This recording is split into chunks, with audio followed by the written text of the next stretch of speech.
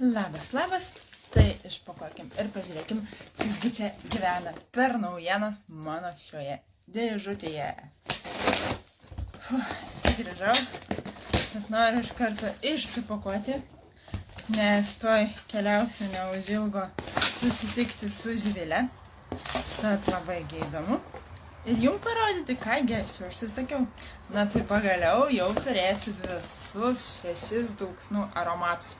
Tai štai žalias toks yra ir jis vadinasi Jelly Pop.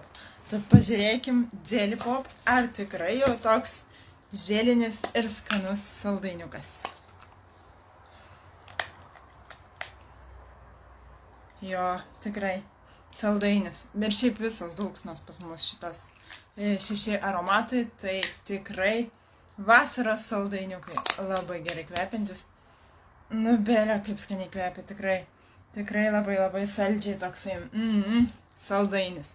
Tad jeigu patinka saldainiški aromatai ir jūs norit jais kvepėti, tad rašykit man ir užsisakykit ir išbandykit ir pamilkit šias nuostabias dūksnas, nes aš tai jau jas pamilau ir tik jas ir naudoju dabar jau.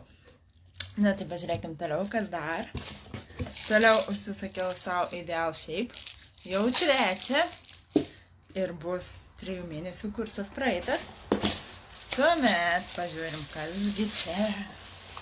O čia yra antakių pieštukai iš mūsų naujos šitos kompanijos, kaip čia, partnerių. Taip.